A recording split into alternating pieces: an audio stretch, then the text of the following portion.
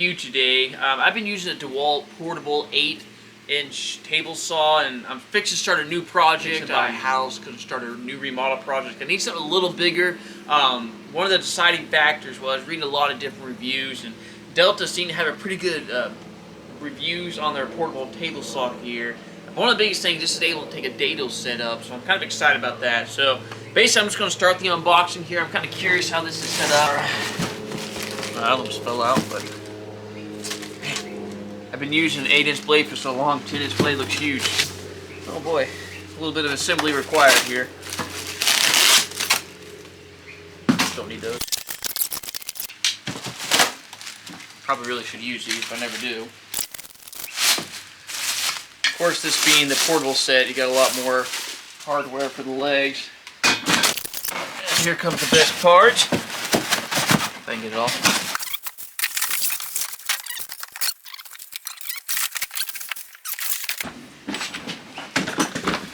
There it is. Good side. Never going to use it. I've got everything ready to put together and assemble it. I've got the instruction manual here, and there's a lot of pages. And I'm thinking, man, what is a faster way to put this together? It's like, forget that, guy. You ready for this? All right, here we go. Ready? That was much easier doing it this way. Now let's take a little bit closer look now we have this assembled. As I was putting this together, I brought my own tools out, but it actually comes with the tools that you need to assemble. This will be a main one, tightening all the nuts and bolts for putting on the adjustable legs here. But you need both of these to be able to take the blade on and off, or putting the dado blade set on. Then you have some of your safety features here. Don't tell OSHA, but I usually take this one off, that way I can actually see what I'm doing, make a little bit better cuts and things. And this is more of a kickback guard. Some people like them, most people don't use them. It's just harder to work with all this stuff, but it is good on there for safety. Also, these miter cuts you can make. One thing I really like about this slide here is, I've had the DeWalt model, which I really like, but it doesn't stay in here. Like, this has a catch in here, so you can't come out on top. It's got the nice grooves going on there. Makes it a lot easier for making these cuts. It's got a little bit of wiggle room, but not enough it's going to matter. But I kind of like the feature that it has on this. Alright, so I'm just going to take this off real quick. That way we can take a look at the blade height here. You can kind of see a little better. So this is kind of standard on most saws here. Left will go down. You see the blade going down. Right will go up. Pretty standard. The one thing that I wish I kind of would have looked into a little bit more, if I didn't know for sure it had, is this does not have a lock on the blade rising or lowering. So if you're looking for precise cutting, I mean, it is kind of stiff, but I can see enough vibration that it would kind of lower a little bit on its own, or maybe probably more lower than rise. But not a huge deal, but if you're looking for precise cabinetry work or things like that, that could be an issue. You have your, of course, your angles here, 45, 30, 15, 0. That has a lock. That's pretty standard. And also, you notice there's a few degrees past 0 to the left here. There's an adjustment here that if you're looking at the blade here, you're adjusting it, and you don't have your full 90-degree angle, it's off a little bit. Which right now, let me raise this all the way up, and out of the factory, out of the box here, comes straight. It actually looks pretty good, actually. Sometimes I need a little bit of adjustment. This one looks pretty good, but you can always adjust just a little bit, and that's what this Allen wrench, which it comes with, you can adjust that there. Other than that, this is your pretty standard on and off in most construction site table saws. You can kick it with your knee if you're working, something quick access. That's kind of what that's designed for there. All right, so now let's take a look at the fence here. Kind of standard on most of them, but I kind of like the way this one's set up. You have your kind of your standard lock here. Push down when you lock where you want it. Pull up and you're ready to adjust it. This little knob here, left and right, very simple, nothing too crazy there.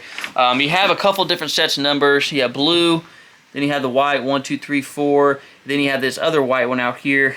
So where this is set right now, which it comes off really easy, you set where you want it. This is probably what you're going to use most of the time. This is actually, if you look at the white numbers here, 7, 8, 9. Let's just say we're going to cut a 9-inch piece, rip a 9-inch piece here.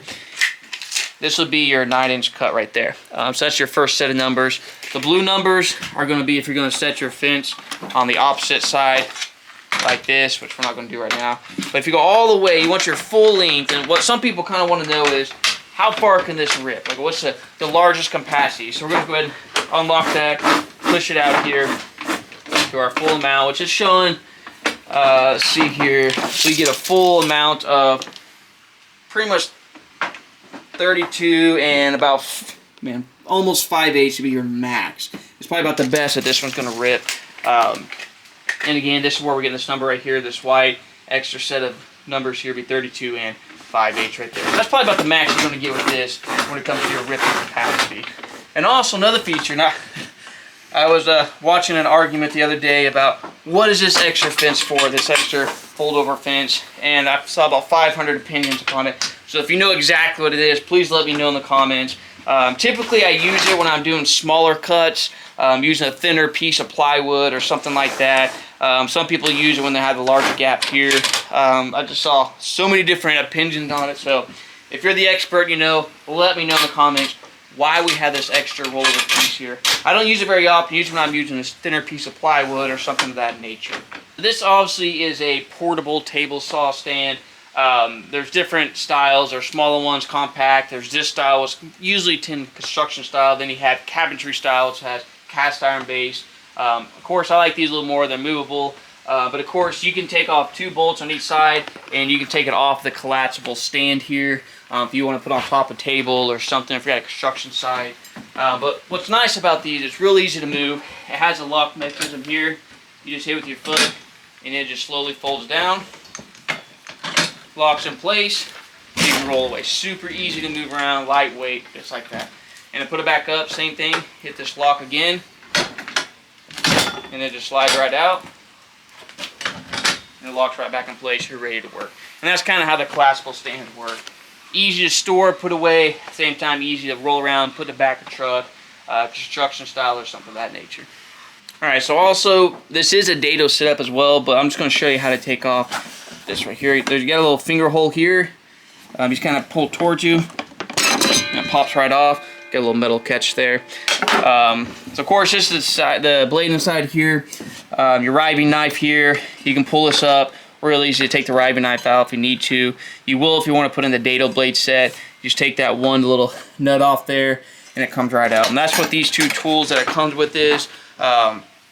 This will go on the nut in here, and this smaller piece will go on the actual bolt itself. You just take it off just like that. That's also how you access that. And to put this back in, real simple. Backside in first, and then pops right into place. Real easy to work with, real easy to take apart. Alright, now comes the fun part. We're going to give this thing a test real quick.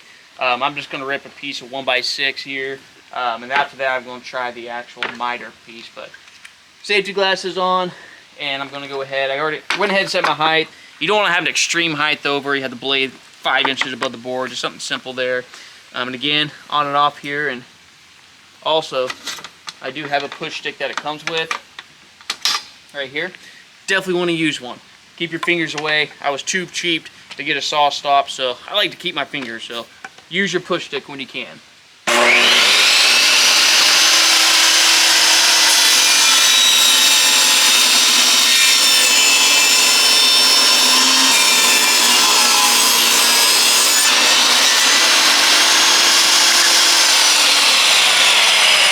Alright, so now that we got those cut, again, this is just a framing blade. They're usually a little cheaper.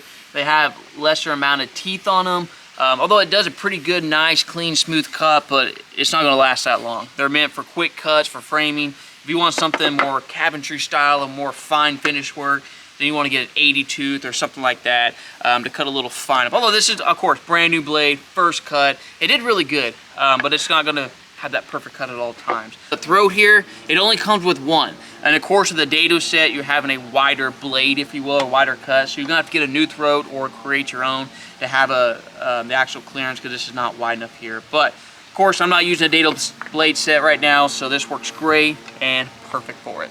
All right, so now I'm just gonna show a demonstration of making a cut with your miter cut here. I have it set at 45 degrees. Again, this just slides right in and out. Got my board on here, and basically you're just sliding right. This just helps guide with this. So my glass is on. I'm going to turn this here on right here, make sure it's not touching the blade. And also make sure your height on that blade is high enough it's actually going to cut through the board. If you have it too low, it won't cut all the way through. If you have it too high, it's just a little more dangerous.